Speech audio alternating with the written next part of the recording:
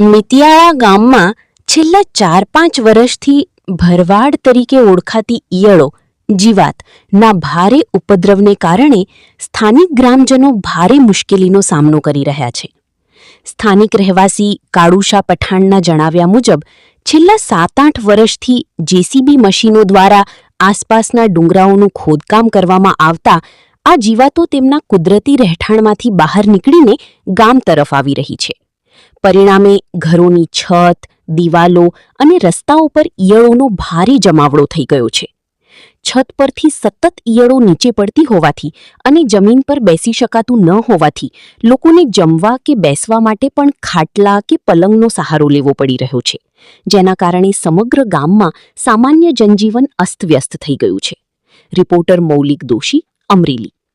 તમારું નામ કેજો અને ગામ કેજો. ગામ મિતિયાળા, મારું નામ કાળુસા નથુસા પઠાણ. બરોબર.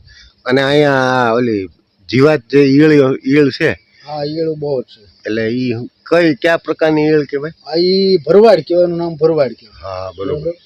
અત્યારે ખાવું હોય તો વિચાર કરવો પડે, પલંગ ઉપર બેહીને માણસો ખાય. ઓહો, એટલે નીચે પગ મૂકો તો ઈયળ નીચે નકરી માથે મકાન ઉપરથી એટલી પડે, ઉપર આમ બાંધીને રાખવું પડે. એટલે ધાબુ હોય તો ધાબામાં હોય તો ધાબાની અંદર એટલી. તો પછી રોડ ઉપર તો આમ કે હલાવી પોઝિશન અને આવી શું લેવા કોને ખબર. આ ડુંગરા કપાઈ ગયા ને એની હિસાબે આ બધી અંદરથી નીકળ્યું એટલે જીવાતને ક્યાં રહેવાનું. ને આ કેટલા સમયથી આમ ડુંગરા ટૂંકમાં 10-15 વર્ષથી જેસીબી આવ્યા છે મિતિયાળામાં? આમ 7-8 વર્ષ પાકા એમ. 7-8 વર્ષથી ટૂંકમાં જેસીબી આવ્યા ત્યારથી